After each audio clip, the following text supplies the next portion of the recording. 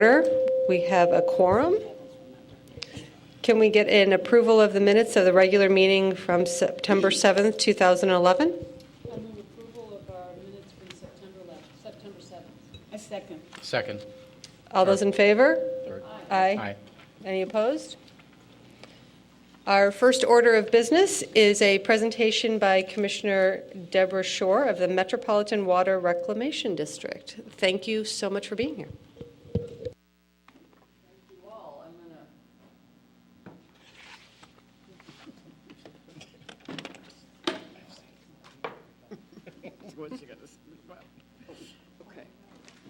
Good evening, everyone, and thank you. I'm Deborah Shore. I'm a member of the Board of Commissioners of the Water Reclamation District and a resident of Evanston, Skokie. And I thought we'd look at a few pictures and sort of roam across the landscape for a few minutes, giving you some framework for understanding some of the water issues that we're facing regionally and locally.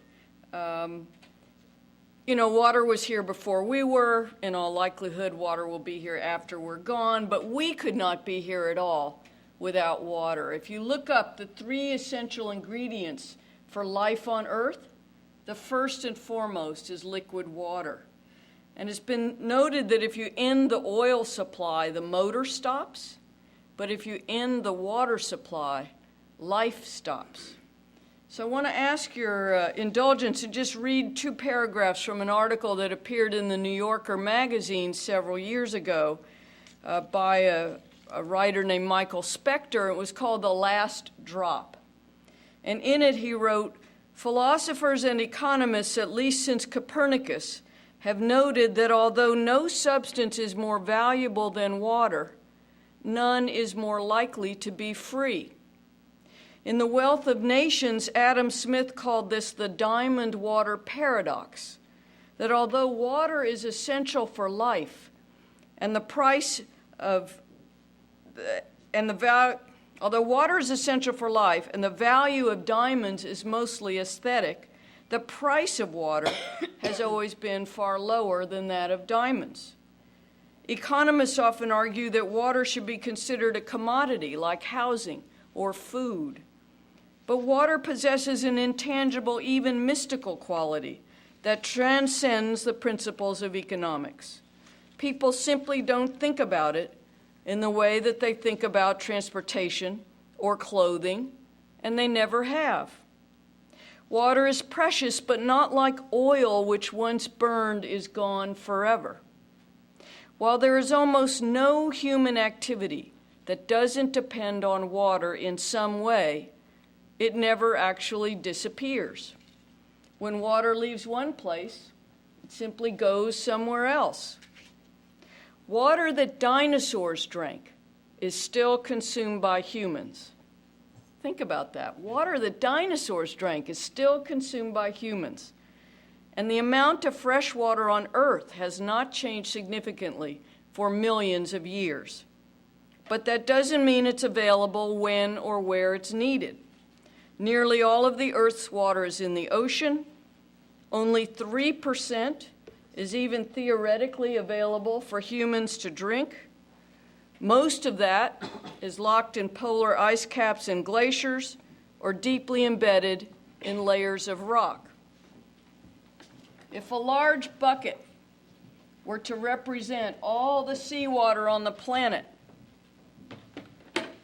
and a coffee cup the amount of fresh water frozen in glaciers, only a teaspoon would remain for us to drink. And of that teaspoon, nearly 20% is in the Great Lakes. Okay, so that ends my quoting from Michael Spector, but nearly 20% of all the fresh surface water on the planet is in the Great Lakes. Our water story here in Evanston and the Chicago region begins about 15,000 years ago, when where we are now was under a half mile or more of ice. Pretty heavy, try to imagine that, because the last glacier extended this far south and not much farther. And as it begins to recede, slowly moving back and forth and scours the landscape and leaves these glacial ridges and moraines, leaves an enormously rich mix of soils, leaves giant ice cubes that as they melt create prairie potholes, and leaves a very great lake. And this image here, this sort of wavy line down the middle, is what's called the Eastern Subcontinental Divide. It just happens to be the highest point on the landscape left by the retreat of the glacier. But it separates the Lake Michigan watershed from that of the Mississippi. All the rain that falls on the landscape on the east side of this divide would make its way into the rivers and streams and replenish Lake Michigan. All the rain falling on the west side of this divide would make its way into the rivers and streams that eventually join the Mississippi and discharge into the Gulf of Mexico. And this was the landscape that the European settlers came upon in the 1800s as they made their way west and began to settle Chicago. And you see these smudges out here in the lake. That's pollution. That's contamination, because at the time, people dumped all manner of human and animal and industrial waste directly into the Chicago River that flowed into the lake, which was the source of their drinking water. There was no water filtration, no treatment with chemicals to kill bacteria. And these show the early Chicago, the heavy use of the river and exiting into the lake. This image is from 1911 in Bubbly Creek, where from the Union stockyards, the animal waste was dumped directly into the water. There's a chicken standing on the surface. It's so encrusted with sewage at that point. So not a good idea to put raw sewage into the source of your drinking water. People got sick from cholera, from typhoid, from other diseases. It was not a tenable situation. The city fathers, again, showing more of the pollution, they tried to move the intake pipes for the water source further out into the lake, but storms would swirl the water, the polluted water further. And so they formed a commission and said, what can we do to protect the drinking water for people in Chicago? This was the pumping station that's still on Michigan Avenue, made of stone so it survived the fire. But they pumped water, wasn't treated. And this image shows what the lakefront looked like, very industrialized at the time. So the plan that was devised to protect Chicago's drinking water was to dig a canal between the south branch of the Chicago River and the Des Plaines River, to build a lock at the mouth of the Chicago River, and to basically use water from the lake to flush sewage downstream. And that's what they did. The Chicago Sanitary District was formed in 1889. They started digging the Sanitary and Ship Canal, and it was completed in 1900, 26 miles of canal. Some of the techniques were later used to dig the Panama Canal. And this shows what they did was break through that subcontinental divide that separated the watersheds. Well, it's been said that all problems started out as solutions. Remember that. Because the solution to the problem of Chicago's contaminated drinking water was to dig a series of canals. The Sanitary and Ship Canal was the first, completed in 1900. The North Shore Channel, with which we're so familiar, finished in 1910, from Wilmette Harbor to join the north branch of the Chicago River, again, to use lake water to flush wastes from the northern suburbs downriver and downstream, and the Cal-Sag Channel completed in 1922. And no more do you see contaminated water in the lake. It's now clear because it protected the drinking water supply. No longer was raw sewage being dumped into the lake. And for 30 years, This system of man-made waterways were really envisioned as open sewer pipes and as a route for commercial barge traffic between the Mississippi and Lake Michigan. And it wasn't until the late 1920s that more modern techniques of sewage treatment were developed, and the sanitary districts started building sewage treatment plants, including the one at Howard and McCormick, begun in the late 1920s. The plant near Stickney, considered the world's largest, and the Calumet plant at 130th and Torrance on the south side of Chicago are the oldest plants and the biggest. But in solving that problem of Chicago's contaminated drinking water, we created two new problems. One was a diversion of water out of Lake Michigan. And what this map shows in this sort of kidney bean shape is what's called the diverted portion of the Lake Michigan watershed. Because the rain still falls on the landscape, still makes its way into the rivers and streams, but because we reverse the Chicago River, it no longer replenishes Lake Michigan. All that rain on this part of the landscape ends up heading towards the Gulf of Mexico.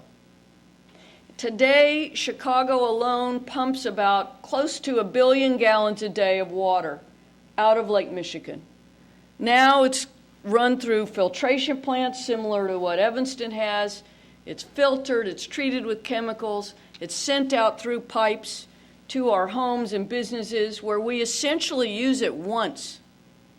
Then we send it to a sewage treatment plant where the liquid waste is separated from the solid waste, but we discharge that treated wastewater called effluent into that system of waterways. It doesn't get put back into Lake Michigan.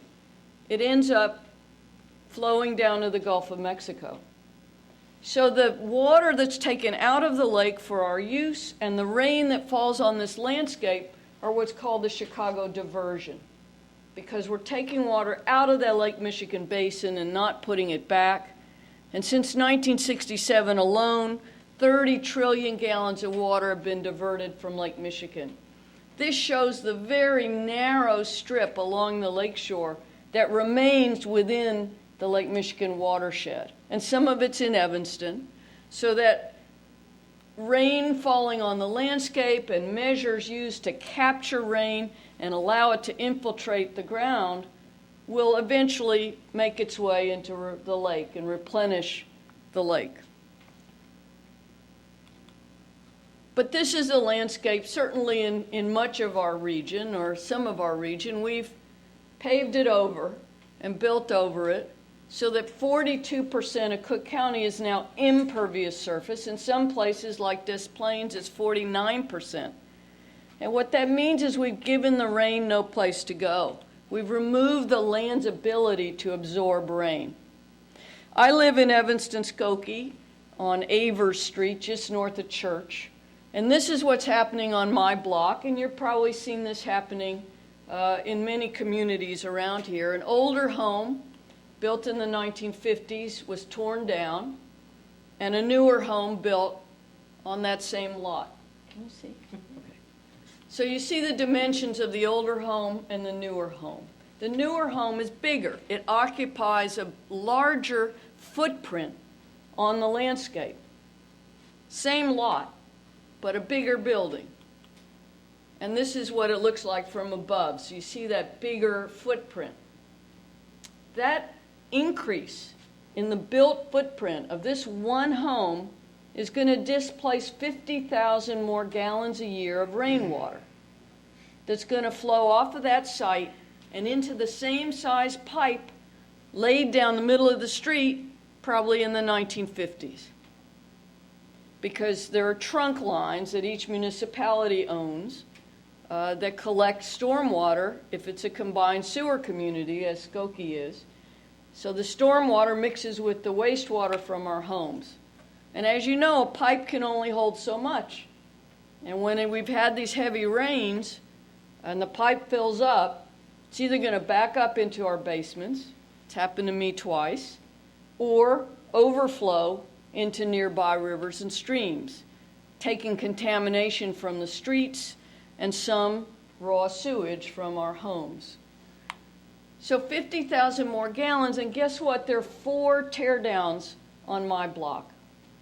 So maybe, all told, 200,000 more gallons of rain going into that same size pipe, not spread out evenly over the course of a year, but concentrated during rain events. And these images just show some additional changes on the landscape. From the very same parcel, this is in Des Plaines in 1940 and in 2000, population increased by 4%, but land use by 40%. The exact same parcel, you see this U shape here, here it is, but we've covered over the landscape, and this is what happens. We've given the rain nowhere to go. So my partner and I, this is where we live, in Skokie, a rather modest single-family home, but with a large asphalt driveway. And we wanted to rip up the asphalt, replace it with gravel, so that, or some other permeable surface, so that the rain, instead of running off into the street, could infiltrate and recharge our underground water supply. And there's a formula you can use to calculate how much rain is running off of a roof or a driveway or a patio or a sidewalk.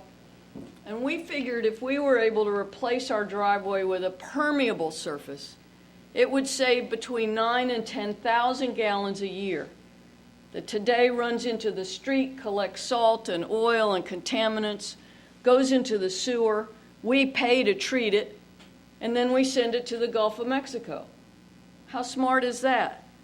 So I was trying to find a way to show what does 10,000 gallons a year look like. And that's what it looks like. From one driveway over 3 years. And remember, unlike fossil fuel, there are no substitutes for fresh water. So rain is fresh water delivered free of charge to your door. And we take it and try to hustle it away from us as fast as we can into a storm sewer where it gets contaminated. We haven't done it yet. By the way, Skokie said to us, you can't use gravel. You have to use asphalt, concrete, or paving brick, all of which are impervious surfaces. So we pushed a little, and they said, well, we'll let you do it as an exception, but we need to change the ordinances in every community throughout Cook County so that at a minimum we don't put impediments in people's way if they want to convert to a permeable surface, and maybe find ways to give incentives to people to do this.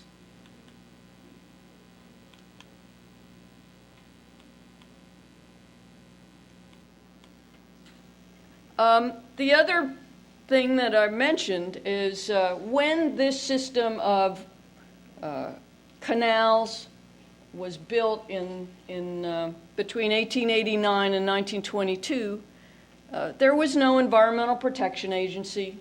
No one really knew what ecosystems were. There was no requirement to do an environmental impact assessment. Essentially, as I had said, these were built as open sewer pipes. And no one imagined that people would want to recreate on them, that someday people would be canoeing and kayaking and fishing and boating on this system that was conveying raw sewage for so many years. But in large part, due to the work of the Water Reclamation District, treating sewage, cleaning up industries, our waterways are in much better health. We now have as many as 60 species of fish in the Chicago River, and people want to use them. And they want more from their urban working rivers. But the other problem that I mentioned that we created with the solution of the system of canals was we created this conduit between Lake Michigan and the Mississippi that didn't exist in nature. It's been called a highway for environmental havoc. And now we're spending millions of dollars trying to keep invasive Asian carp from making their way into the Sanitary and Ship Canal and into Lake Michigan They've come all the way up the Mississippi, the Illinois, and the Des Plaines rivers. And it is feared that if they enter the Great Lakes and establish sustaining populations, that they will decimate the sport and commercial fishery in the Great Lakes. So, and they're just the latest in a line of invasive species that have moved in both directions, from the lakes into the Mississippi and the Mississippi into the lakes. You've probably seen these YouTube videos of silver carp that jump out of the water. They've knocked people down and out of boats. These can be 40 or 50-pound fish that, due to the vibration or sound of a boat motor, will leap out of the water. So, just in closing, I think we have one of our challenges is to ask ourselves collectively, what do we want for our waterways for the 21st century? Can they be both a working system of waterways, but also an amenity that enhances the quality of life for us throughout the region?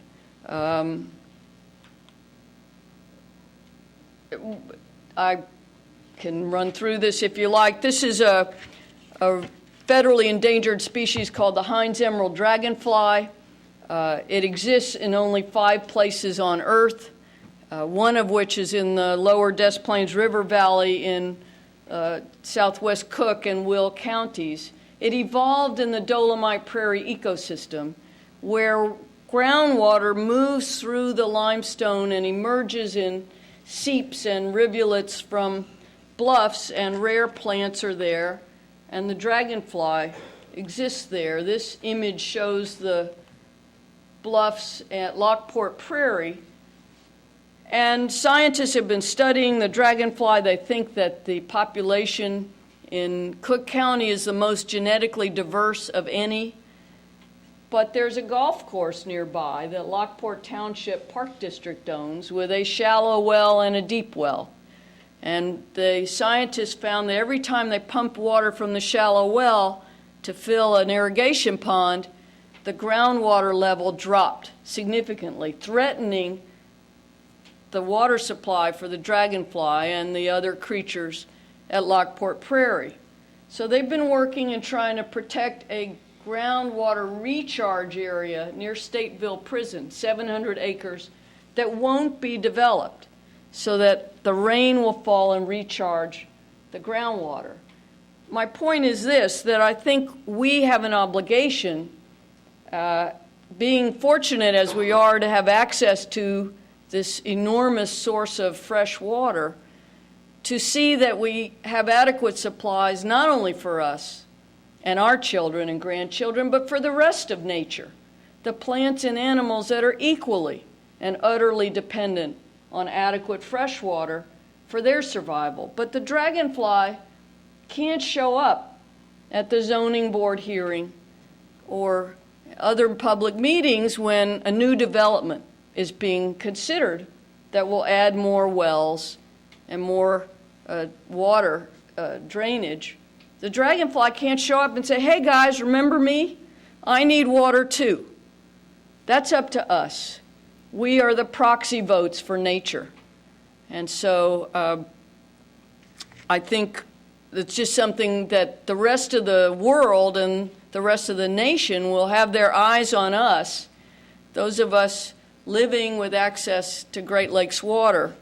There's a wonderful book that's just been published called The Big Thirst by Charles Fishman. He's actually going to be in Wilmette on November 13th. And it's all about water, but one point he made was in the last century, we moved water to people. In the next century, people will move to water.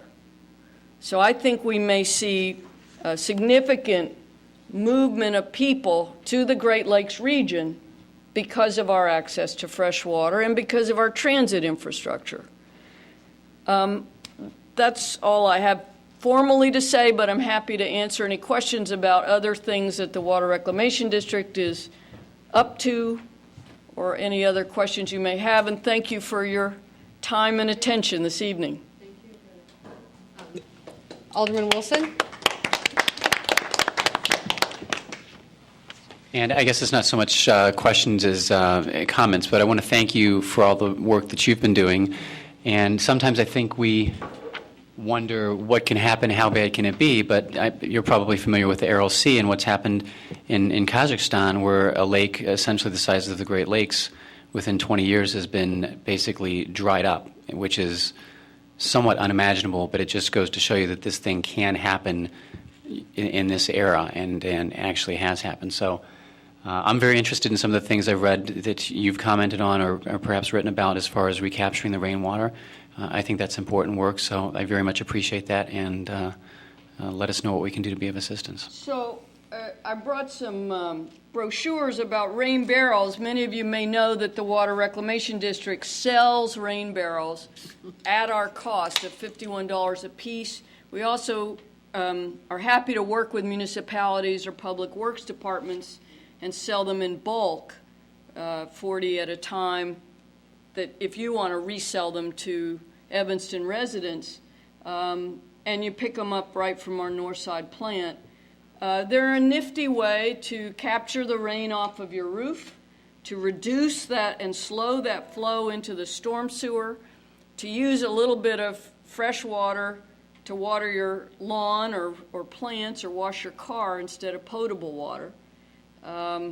So that's one modest initiative that we have, but I think you'll see the Water Reclamation District beginning to do a lot more in partnership with municipalities in terms of what's called green infrastructure. How do we promote the use of permeable pavement, the installation of rain gardens, green roofs, bioswales, all efforts to capture rain where it falls and get it to recharge our underground aquifer instead of putting it into the storm sewer. Alderman Grover. And the rain barrels make really great housewarming gifts. I know. Thank you, Commissioner Shore, very much for coming tonight. I hope that you have like-minded commissioners who work with you on the Metropolitan Water Reclamation District Board. It's good to have you from Evanston and representing all Evanston interests on the board. It makes me think about every time we grant a variance to our requirements for maximum lot coverage, because every time we do that, we're taking away a little bit more of permeable land.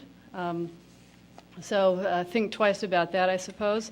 And wondered if I last saw Commissioner Shore a week before last, I think it was, at a presentation on, I can't remember the name of it. It was Sustainable Cities, and the two themes were water infrastructure and transportation infrastructure. And Commissioner Shore was on the panel for the water infrastructure, which was very, very interesting. And we talked about ways in which you can change the pricing structure for stormwater and sewer rates based upon, instead of water coming in and water consumption in your house, basing it upon the percentage of permeable lot coverage or impervious surface. And turns out we actually did a study on this in 1992 and have a consultant's report on it. But the suggestion of changing our stormwater sewer rates to base it upon the impervious lot coverage didn't go anywhere because the pricing became difficult for our nonprofits. And I'd like us to think about whether we want to resurrect or at least reread this 1992 study, which would be very interesting, and see if it's something we might want to pick up again for Evanston, and see if it would be maybe a more equitable way of charging for sewer, stormwater, and also at the same time incentivizing a minimizing of covering Evanston's lots. Think about that. Are there other ways, Commissioner Shore, that we as a municipality might be able to bring more green infrastructure to the city or encourage our residents to not cover their lots with big buildings and concrete? Well, the state has a revolving loan fund and has reserved, I believe it's 20% of that fund for green infrastructure projects. And municipalities and other groups can apply for that funding. So it's sort of, you may need some matching grants, but it is a funding source. I hope that the Water Reclamation District over time may develop some kind of loan fund or partnership for matching grants as well. I wish there was a way that the Water Reclamation District could provide financial incentives for people to send less water, to capture more in a permeable driveway, because it reduces the costs of treating it and gives a longer life to our facilities. It's something we need to look at. Alderman Holmes? Thank you. Commissioner, as you know, last year we had a little scare with Shore School and their renewing of their lease. Could you speak to us a little bit about new policies or direction on the district's policy on leasing of land? So what Alderman Holmes is referring to is that Shore School is located on land owned by the Water Reclamation District along the banks of the North Shore Channel.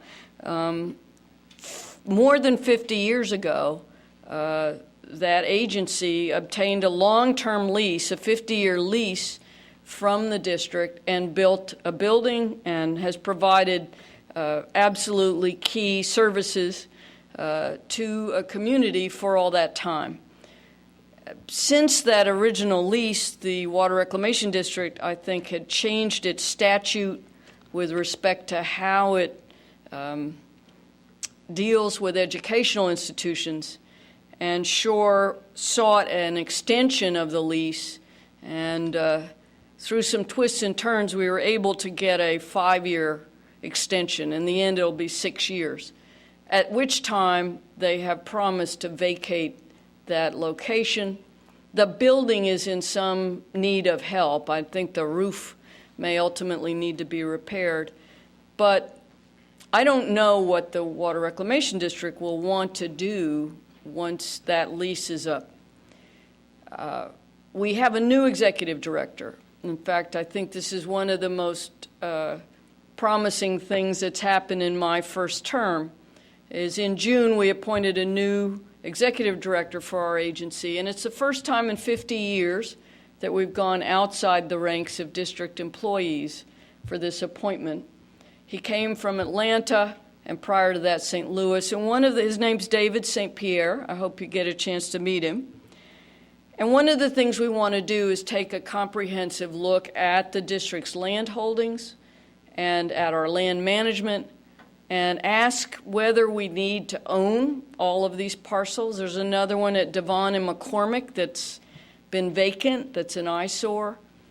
The board had adopted a policy some years ago that all the lands along the North Shore Channel north of Devon should be available for recreational and open space, hence the Skokie bike path and sculpture park and so on. It's my belief that we need to continue to own some of the lands up the banks in case dredging ever needs to occur or so on. But where Shore School is, I'm not sure the district needs to continue to own for its corporate purposes. And I hope that this review that we'll undertake will help us look at our land holdings and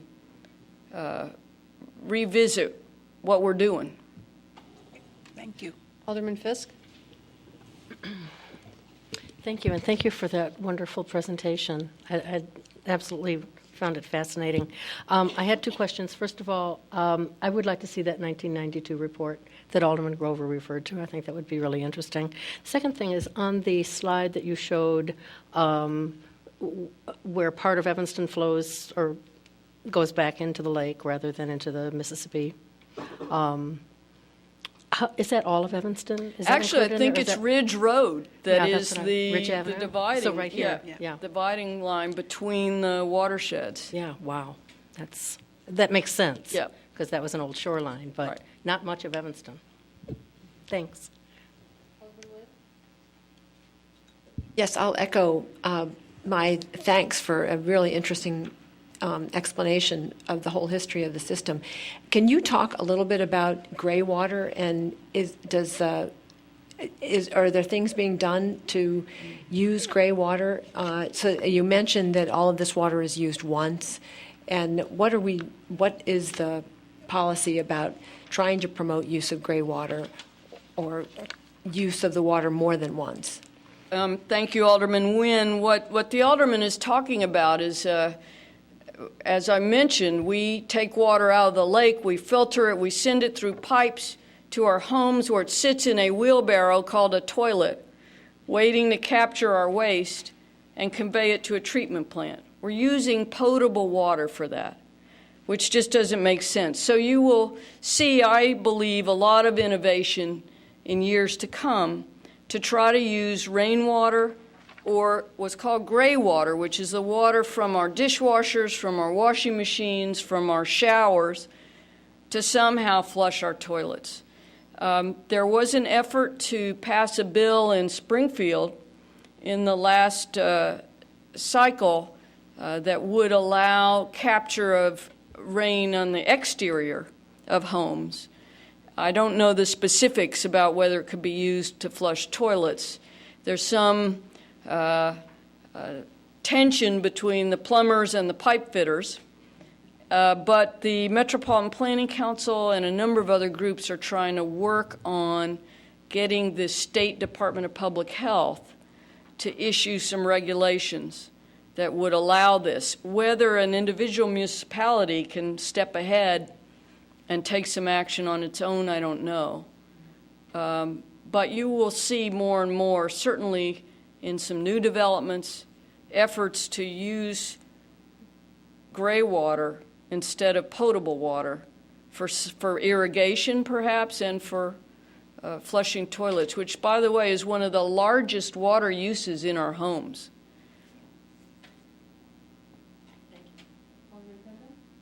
Thank you. And thank you for being here tonight, Commissioner. One question along the lines of gray water. What is the status or makeup of the water that's put into the sanitary canal? And are there known risks? I know that it's used a lot for the rowing, the cruise, kayakers. I'm just wondering what the status of that water is. So Alderman Tendam is asking about the effluent that is discharged. There are two sources of water getting into the North Shore Channel. One is the discharge right near Howard and McCormick from the North Shore plant. So that's mostly going downstream. And one reason that the channel is smelly too much of the time is that there is very little flow or movement of the water. So organic material is stagnant. When there are rain events and pipes overflow, there are also what are called combined sewer overflows. And you can see some of those outfalls up and down the North Shore Channel. And that's pushing a lot of rain mixed with some waste from the sewers into the North Shore Channel. So there are occasions when a little bit of raw sewage mixed with a lot of rain goes in there. The effluent from the treatment plant has a lot of bacteria in it because the Water Reclamation District is not currently required to add an additional treatment step called disinfection to kill more of the bacteria and other pathogens that are in that discharged wastewater. It's been a fractious issue for the last 4 years. Because in 2007, the Illinois EPA, after years of study, proposed some new water quality standards for sections of the Chicago waterways. And they said these waterways are being used for recreation and they ought to be made more suitable for recreation, and the Water Reclamation District should disinfect the effluent coming out of its 3 major plants. The Water Reclamation District spent about $10 million on an epidemiological study to try to show whether or not people were getting sick from recreational contact, meaning canoe or kayak or fishing or boating, not from immersing yourself fully, but from recreational exposure to these waters. And it took 3 years. The UIC School of Public Health did this study, and the results showed that people were not getting sick in any greater numbers from exposure, that's gastrointestinal illness, from exposure to these waters than they were from exposure to Lake Michigan and so on. Nevertheless, we do know that on dry weather days, when it's been several days since it's rained, so there's no combined sewer overflow getting into the waterways, the water that's coming out of the treatment plants is the largest single source of bacteria into these waterways. And just recently in June, the board of the Water Reclamation District voted, and I'm happy to say I was part of that, to support disinfection at our Northside plant and at the Calumet plant. And our new executive director has promoted a aggressive but I think achievable timetable to get that done by 2015. Will the water be completely clean? No, because we'll still have some of these combined sewer overflows that get bacteria into the waterways, and there's other ways, just runoff from forest preserves and lawns with pet feces and so on, that bacteria can get into the waterways. But I do think it will be a big step towards making them cleaner. And the federal government believes that some sections of these waterways may someday even be made suitable for swimming. It's possible. We'll see. I don't know. Not seeing any further lights. Thank you on behalf of the council and the mayor. And everyone. It was a wonderful presentation. You're welcome. Thanks. Thank you so much.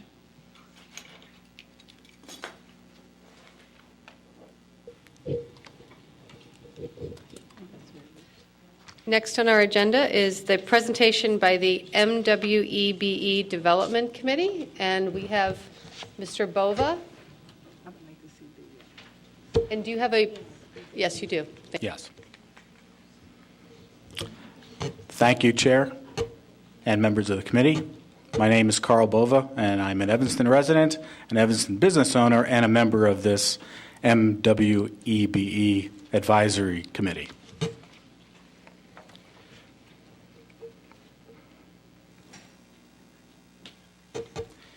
The Advisory Committee was established in 1991 by city ordinance. In 1997, that is the latest version of the ordinance with which the committee undertakes its functions.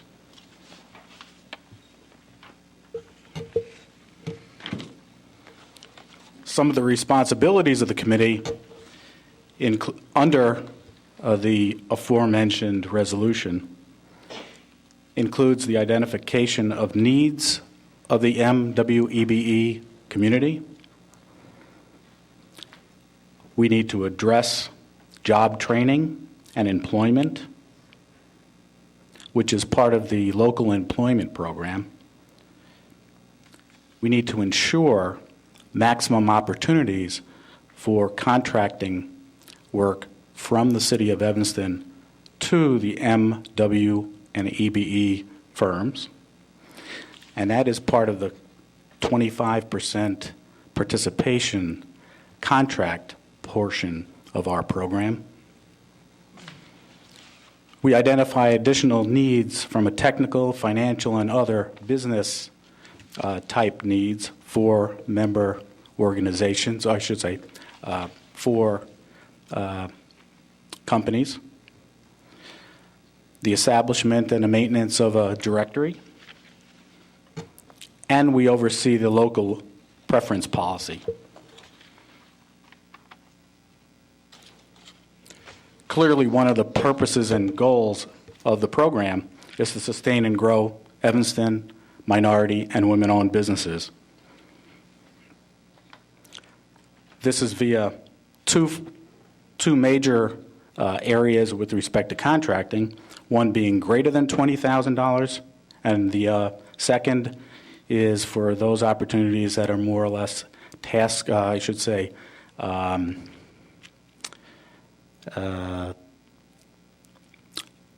purchase order type arrangements which are for less than $20,000.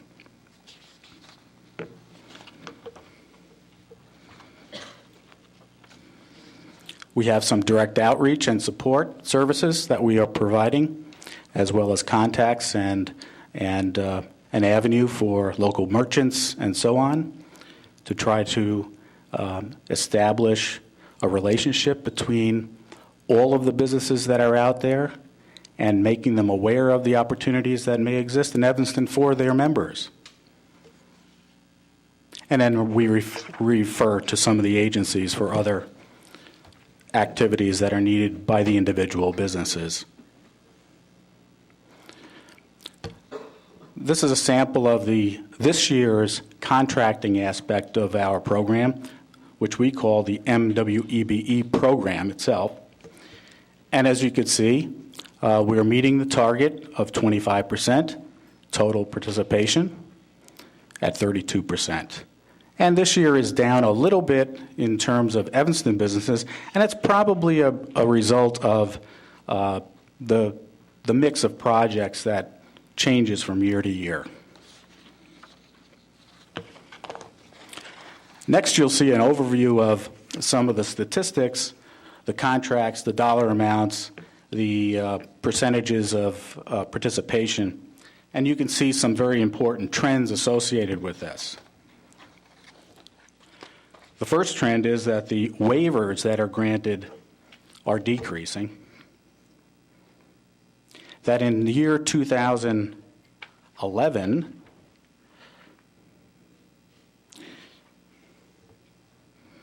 we've already surpassed the annual MWEBE contract values from the past 3 years. That the value and the percentage of contracts to MBEs, which is minority businesses, has increased in fiscal year 2011, as well as those to women-owned businesses. And although the percentage of contracts awarded to EBEs is lower in 2011, the monetary value or the contract value is consistent with the last few years.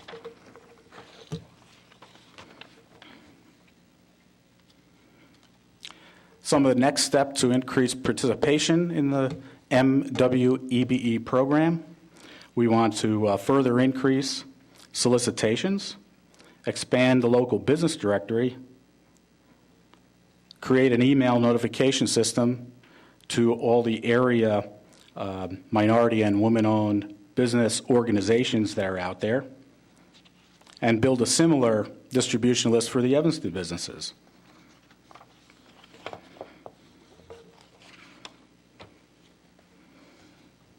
An important step that we're taking is to coordinate some seminars for local businesses.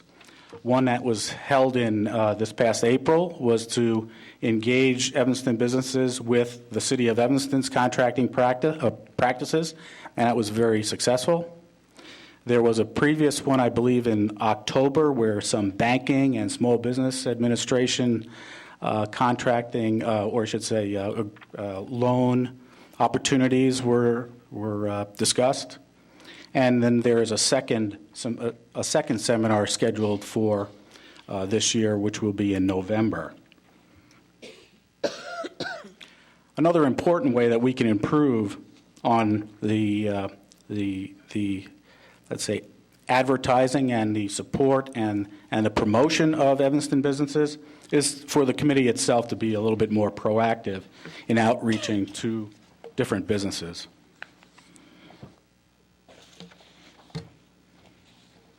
The second part of the program is the local employment program, or as it's referred to as the LEP program. It's an hourly type of program, which we give a certain percentage of hours on a construction project are allocated to Evanston residents. So it's a direct Evanston resident program as opposed to a business one. The original project threshold was for $500,000, and that was it was actually a result of the creation of the ordinance in 2008. But what our committee found was that there were very few instances in which the city's contracting was above $500,000, and so this program didn't kick in very well. As a result, we initiated a discussion and made a recommendation, which was then followed up by the council, in which the threshold was reduced to $250,000. And the results have been pretty significant.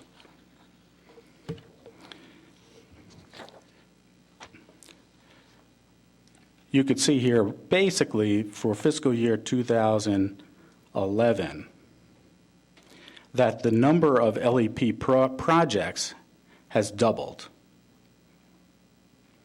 The number of residents being employed under this program is doubled or tripled. The hours worked is simply not available at this time. It's a partial year, and to date, the dollar amount is greater than a full year's dollar amount in 2010.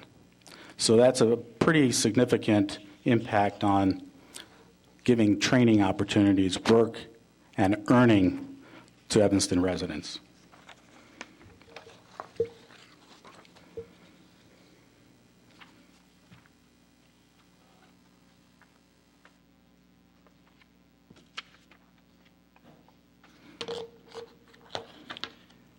And with that, I'd like to say thank you very much.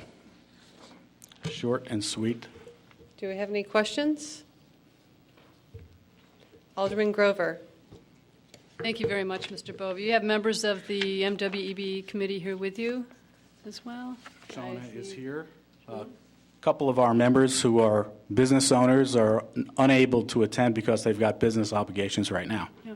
I guess I'm curious as to just the general principle behind an MWEB program, and have we over, when did it begin, 1970-something? I just wonder anecdotally, have we been able to see an increase in not only the number of MWEB businesses in Evanston, but their own capacity to bid on projects with the city? Qualitatively and quantitatively, has there been improvement in Evanston? There is room for greater improvement, and that is one of the objectives that we have within the committee itself. To build capacity within the businesses? Correct. To build the reputation, the experience. I like to use the example of Pernell Andrews on a project that he had at the Fountain Square, which was in disarray for many years, and then under a contract to that EBE, he really did a bang-up job. He had a vested interest, was out there all hours, day and night, weekends, and he made that project a success. That's the kind of recognition that then breeds additional success. Another, I'll call it an unknown, is one of my own experiences.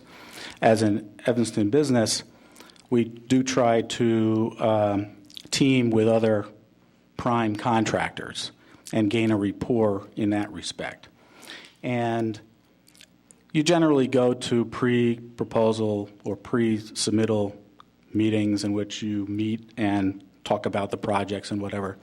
And as a direct result of one of these projects, and one of these meetings, I made a contact with an individual, and that has resulted in a $25,000 contract that would not have been made available to me. So these are just my own anecdotal pieces of information that I could share with you. I'm sure others, perhaps Lloyd Shepard could talk about some of the longer history items, but I think it's got some real value. The proof is in the pudding. The performance, the LEP performance, the contract performance are all up. And it's pretty tough to compete out there these days.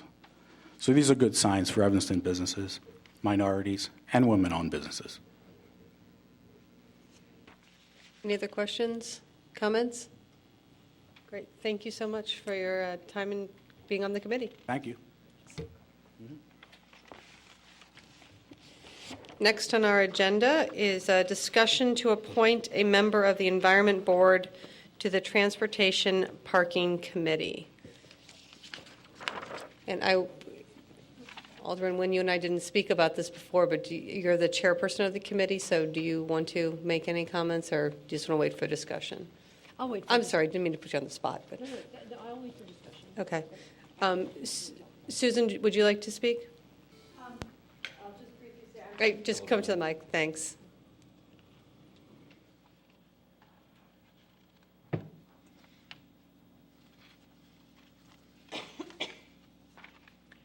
Hi, thank you very much. I'm Susan Besson, co-chair of the city's Environment Board. And as you know, we have asked that you consider appointing an Environment Board member on the Transportation and Parking Committee. We've been doing a lot of work on the board to look at enhancing bicycle transportation particularly, and a lot of the issues intersect with those that are concerned, that the committee is concerning itself with. And we have some experts on our committee that we think could be really valuable to a lot of the deliberations. So I'm certainly happy to answer any questions. And just so you know, the person that we would recommend be the point person, or the one that would be appointed to the committee, is Hugh Bartling, who's a professor at DePaul University, and he teaches a lot of sustainability type things, and he's done studies on cycling and other transportation issues. So he's got a lot of knowledge. So I'm happy to answer any questions. Thank you. Alderman Rainey? Well, we're not really here to recommend any person to be on the committee, just the concept of somebody from the board on the committee. That's the mayor's job, and I don't think that job should take place in public. We need to solicit resumes, et cetera, unless you've already done that, which I doubt you have, right? Because we haven't even... How could you think I had gotten on top of this? That's going the wrong way. Anyway, so I'm just wondering what the conversation was on the Transportation Committee about adding another member, and number two, how many members do you have? And do you have members from are there assignments from other committees to your committee? And can you tell us about that so that everybody will know? Yes, Alderman Rainey, thank you. Currently we have 3 members of the council, Alderman Burris, Alderman Fisk, and I serve on the committee. We have 3 business members of the Evanston community. We have the executive director of the Chamber of Commerce is a member of the committee by the ordinance, and then we have a member of the Plan Commission who serves by ordinance on the committee. Just as on economic development, we have a member of, currently I believe it's the Zoning Board, who serves on the committee. And Plan Commission, I think. And the Plan Commission, that's correct. So I think that this would, we haven't had any group discussion, I believe, at the Transportation and Parking Committee, but I think that this would be a good addition to the committee. It's useful for us to have a wide array of input, and it's helpful for us when we did add the Plan Commission member to the committee to have another expertise added to the commission, to the committee, and it's helpful when we have having had the Chamber of Commerce executive director there. So I think having a member from the Environment Board adds another aspect, especially because we have broadened the committee's purpose beyond just parking to transportation. I agree with you. I just think that I would like to hear from the whole committee. I know that you're probably representative of the committee, but I just think it would be interesting to have a discussion on the Transportation Committee about this. I know I'm on a couple of committees where all of a sudden people pop up from other committees and I don't know how they get there, but so I don't know. I can understand why all those other members are on your committee, all those other representatives. And I don't think it would hurt at all, but I think our committees are just getting overloaded with people, and I would like to hear from the Transportation Committee about another member. Just a thought. Well, we do have 2 other members of the committee present, so we can hear from them right now. I'm going to go to Mayor Tisdale, and then Alderman Fisk, and then I'll weigh in as the third member of the committee. Thank you, Alderman Burris. I just wanted to say that first, I think it's a good idea, and second, that in my experience as mayor, there has not been a groundswell of people wanting to be on the parking committee. So I think that it may be safe to, well, you're a very elite committee. Now it's transportation. I'm sorry, the Transportation Committee. Maybe it's the name change that has this groundswell occurring, but I think you're safe from being inundated with applicants.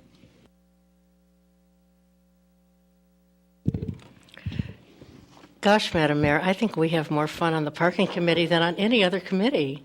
We have a good time. Actually, we really get a lot done, and I think the committee really works well. At the first time this was brought up, I made the suggestion that someone from the Environment Board be an ex officio member, which is something that is done on a lot of other committees. But I agree that I think it would be, in all fairness to the citizen members of the committee, I think it would be a very, very good idea for this to be discussed by the full complement of the Parking and Transportation Committee. I'm just going to, and I can't remember how many people are on the committee. Are there 7 of us? There's a lot of ex officio and non-voting members, so I can't keep track all the time. Very strong opinions. That's very true. true. They're valued. I'm definitely in support as the third alderman on the committee of having someone from the Environment Board. I think it'll help round out the discussions that we have, many of which are about the multimodal transportation plan, about walking and biking, everything from solar car to where to put bike racks. So from my perspective, it would be definitely a positive. And I'm going to actually defer to you, Alderman Nguyen, about do you want it to come back to, do you want to discuss it in committee and then bring it back to rules, or how would you like to go about, since you're the chair? Well, because we do have, it's a fairly egalitarian committee, I think that I would agree with Alderman Fisk that it would be worth having a discussion at the committee. I don't think that there would be any opposition, but if there isn't any time sensitivity to this, it would be worthwhile to be inclusive and not to cause any revolts and have any members resign, because then what would we do, Mayor Tisdale? So I would suggest we have a discussion at the next Transportation and Parking Committee, and then we'll bring it back. I'm sorry, Alderman Fisk. Yeah, the benefit that I see to this is good, because I think it will bring, having a representative from the Environment Board will bring them into the real world of where we make decisions and where we have to make balanced decisions on a lot of different, with a lot of different pieces at play, and rather than just looking at something from a very narrow focus. So I think the value is definitely there, one of education. Susan, do you, okay, great. So I think we have what we're going to do. New business? Anybody? I have nothing.